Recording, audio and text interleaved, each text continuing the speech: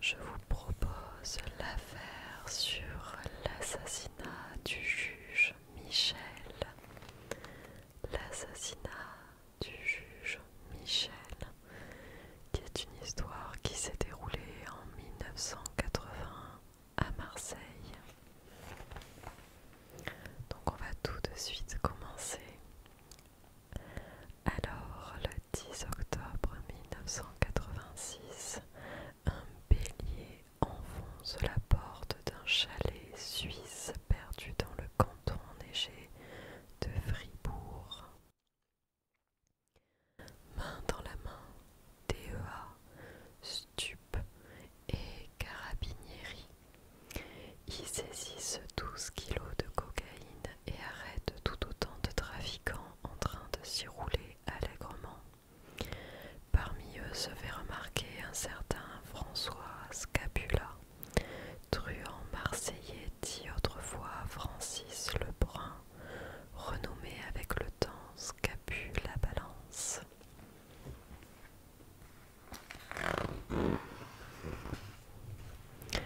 Histoire sous la neige au coin du feu. François Scapula ne déroge point à sa réputation. Il n'a pas spécialement envie d'être extradé en France où, au vu de son casier judiciaire inspiré, il ne va plus beaucoup rire. D'autant que la DEA lui fait les yeux doux, lui a glissé une brochure sur leur programme de protection de témoins. Disparaître, renaître quelque part dans un pays chaud de préférence, sous une nouvelle identité blanchie, moins lourde à porter que Scapu la Balance. Ah, l'image lui plaît, mais il va devoir la mériter.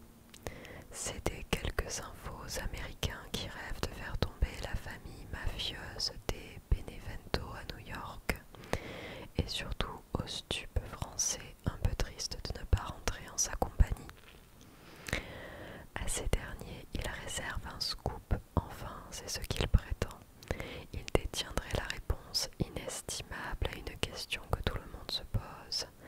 Qui, 5 ans plus tôt à Marseille, a bien pu assassiner le juge Michel? Retour en 1973, quand Pierre Michel n'était ni magistrat ni marseillais. Professeur de sciences naturelles à Metz, trentenaire grand et sec, timide et effacé. Cette année-là, la mutation de sa compagne, enseignante aussi dans les Bouches-du-Rhône, le transfigure. Ce doit être le changement de climat, le mistral, le soleil franc du sud. On ne sait pas, mais dès l'arrivée de la famille mosellane sur le littoral, il salue bien bas l'éducation nationale et se lance dans un doctorat de droit. En stage, il assiste le procureur René Sorel, compatriote lorrain avec qui il se demande pourquoi personne ici ne fête la Saint-Nicolas.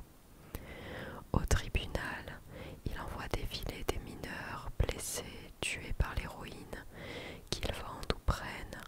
La violence crue le secoue, celle du grand banditisme qui remue encore dans les cendres de la French. Soit, le jeune auditeur de justice ne s'en détourne pas, au contraire, il va lui consacrer sa carrière, il va lui donner sa vie. Chapitre 2. Nouveau shérif en ville. Le 31 décembre 1974, consécration. Pierre Michel est nommé juge d'instruction. Sitôt investi, il envoie paître la Saint-Sylvestre, le champagne, les petits fours et empile les dossiers. Tous touchent de près ou de très près aux petites affaires de la pègre, fausse monnaie, stupéfiants, fraude fiscale, règlement de compte qui en découle.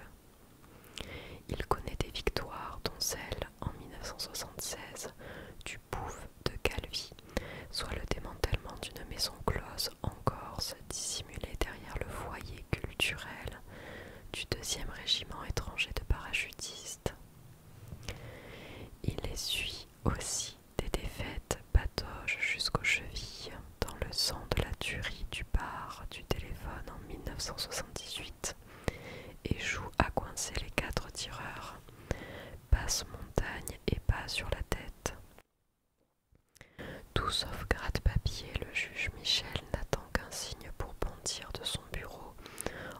déclencher sa Honda 125, remonter la Canebière à fond de 5e, arpenter les scènes de crime et filer les suspects. Ses confrères de la police ne savent sur quel pied danser. Ils saluent son investissement, son omniprésence un peu moins. Même ambiguïté chez les truands, inculpés par ses soins puis condamnés les uns après les autres. Il fascine autant qu'il exaspère monsieur le justicier. Le jeune magistrat instructeur fait le ménage, affichera au compteur 70 arrestations, 6 laboratoires clandestins débusqués, des tonnes et des tonnes de cocaïne, héroïne et autres sucreries saisies. Il fait fermer tous les pressings du milieu, les restaurants et boîtes de nuit par lesquels transite l'argent sale. Le propre, lui, est confisqué directement sur les comptes bancaires. Côté malfrat, ça va bien. Le juge Michel commence à l'étendre. On regrette le professeur de sciences nat à Metz, qui ne savait pas quoi faire de sa carcasse. Et inflexible en plus, pas moyen de parler, le déridé lui glisser un billet. Pire, à l'instar de son homologue lyonnais, le juge François Renaud, il ose placer en détention les compagnes des truands cueillis, moyen de pression non négligeable, étincelle sur le fil chaud. Les menaces de mort arrivent par téléphone, les petits cercueils par colis. Sa hiérarchie s'inquiète, l'histoire va mal finir, certains prennent de la distance. Lui ne courbe pas les chines, redouble d'ardeur, décline la protection rapprochée lors de ses déplacements. Les gardes du corps ne tiendraient pas le rythme dans le sillage de sa Honda. Et puis, de toute façon, si la pègre le veut, elle l'aura. En juillet 1975, le juge Renaud est abattu à Lyon. En réaction nullement refroidie, il déclare « Chez nous, chez les juges, il y en a beaucoup trop qui meurent dans leur lit ». 21 octobre 1981, Pierre Michel a 38 ans. Il est bientôt 13 heures et temps de quitter le palais de justice, de grimper sur sa Honda, de rejoindre sa famille à la maison pour déjeuner. Les intimidations à répétition et mauvais présages le conduisent enfin à la prudence. À chaque jour son plan de route. Aujourd'hui, il contourne l'opéra municipal du Vieux-Port, redescend place Castellane, file plein sud sur l'avenue du Prado. Le vélodrome dans le rétroviseur, il souffle un peu, desserre la poignée sur le boulevard Michelet, admire même un céder le passage la cité radieuse du Corbusier. Il ne remarque pas la moto qui arrive à son niveau, les deux hommes casque intégral qui le jaugent. Celui à l'arrière dégaine, tire 3 fois, touche l'épaule, le poumon, le cœur, la moelle épinière. Désarçonné, Pierre Michel s'écroule sur la contre-allée et décède immédiatement. Les passants qui l'aperçoivent pensent à un accident. Les gendarmes découvrent un magistrat assassiné. Travail de professionnel.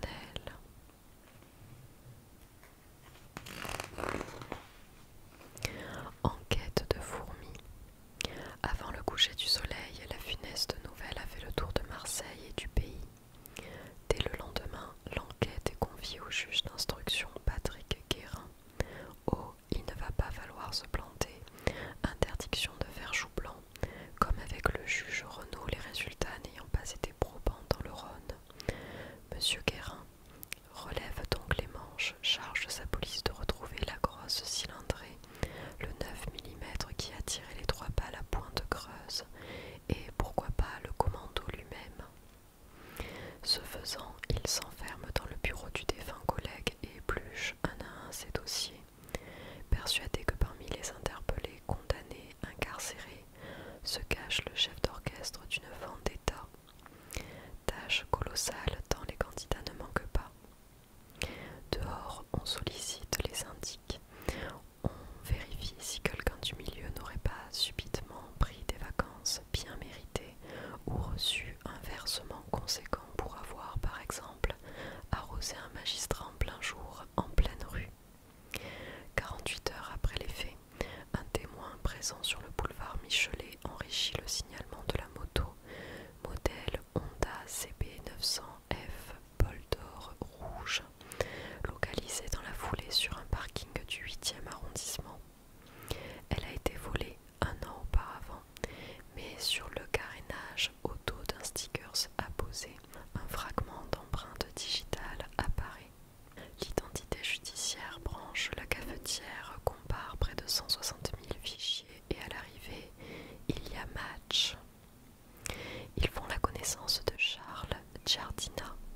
Haïtien, petite frappe aux à-coups intenses avec la pègre. Il n'a pas les épaules pour tuer un juge, non, ses amis peut-être, un petit peu plus. Gilbert Ciaramaglia en particulier, dit coupe-circuit, porte-flingue peu champêtre. Le tandem a de l'allure, les deux mènent grand train en ce moment, portent du sur-mesure, roulent dans des fusées. De là-haut, quelqu'un les gâte, simple bonté d'âme ou remerciement pour service rendu. La bonne fée s'appellerait Dany Zampa, l'empereur de la nuit, 48 ans, le plus gros poisson au sommet de la cité phocéenne. Il a tout fait, proxénétisme, trafic d'armes, de drogue, corruption, politique, détournement de fonds. Entre lui et Pierre Michel, c'était l'amour fou. 3 mois plus tôt, en juillet 1981, Zampa lui a concédé un laboratoire à Saint-Maximin la Sainte-Pomme. Le juge l'avait dans le collimateur, lui montait un dossier salé, fauché avant d'avoir pu porter l'estocade. La coïncidence est savoureuse, mais ça n'ira pas plus loin.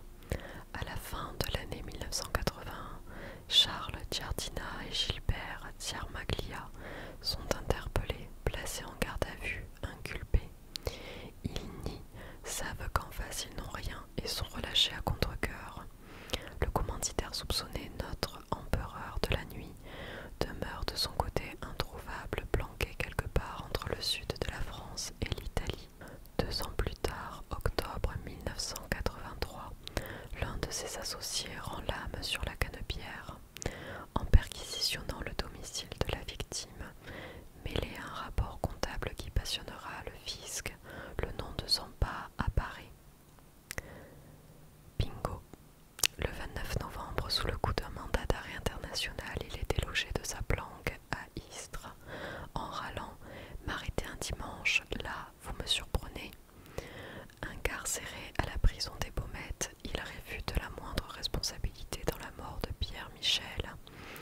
Merci, mais non merci, il a déjà bien à faire avec le fisc. Les mois passent, Zampa perd pied. Des voix dans la tuyauterie lui susurrent à l'oreille qu'il n'en a pas pour longtemps. Le 23 juillet 1984, au soir du 6e jour de son procès, il se pend dans sa cellule au bout d'une corde à sauter. Il était la seule piste tangible du juge d'instruction Patrick Guérin, qu'on devine contrarié. En dépit de ses efforts, il cède la place à un autre magistrat. L'enquête reprend à zéro, peine les années suivantes à exhumer quoi que ce soit. Octobre 1986, nous en revenons au fameux chalet suisse défoncé par un bélier, avec Scapula Balance qui se targue de connaître le fin mot de l'histoire. Eh bien, qu'il parle. Fin ouverte. François Scapula était en charmante compagnie à Fribourg, entouré par 2 autres Marseillais, 2 amis d'enfance. Les voilà, messieurs les coupables. François Chekchi, le tireur, Charles Altieri, le chauffeur. Interrogés séparément, ils s'avouent. Chekchi est le plus jeune, le plus naïf, le plus lésé. On ne lui a pas dit qu'il allait abattre un juge d'instruction, seulement un sale type qui avait fait un sale coup. Reste à démasquer les têtes pensantes. Une suggestion, monsieur Scapula. Bien entendu, il minimise son implication. Tout le monde s'en doute, mais c'est le jeu. La DEA veille au grain et désigne 2 figures notables du grand banditisme. Il était le bras droit du premier, François Girard, le blond, un ancien membre de la French, pépiniériste du crime au pied de la bonne mère. L'autre répond au nom d'Omer Philippi, dit Mimi, proche de Zampa, trafiquant discret, marin de profession, volatilisé quelques mois avant le drame. Moins verni, Girard croupit toujours aux pommettes par la faute du juge Michel. En juin 1988 s'ouvre aux assises d'Aix-en-Provence le procès d'une belle équipe clairsemée. Outre Omer Philippi,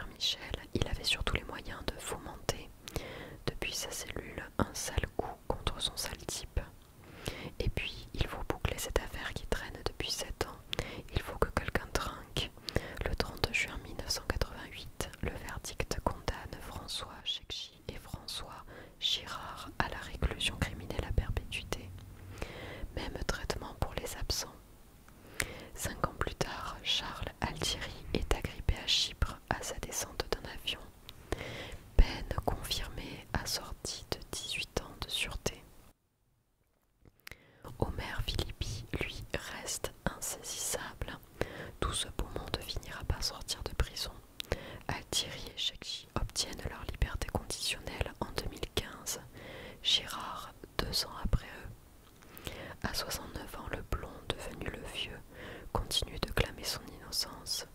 Il dément être le cerveau de l'opération, reconnaît en avoir été informé à l'époque, estime de fait sa condamnation légitime, très sport. Il n'en dit pas plus et on ne saura jamais vraiment qui est chicoté derrière l'assassinat de Pierre Michel, magistral bête noire de la pègre, crainte de Marseille à Palerme.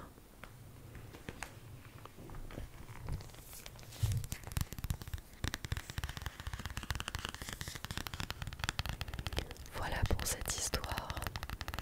Si le récit d'histoire criminelle comme celle-ci vous intéresse, j'en ai plein d'autres à l'intérieur que je peux vous lire, donc n'hésitez pas à me dire en commentaire si vous appréciez ce style de vidéo.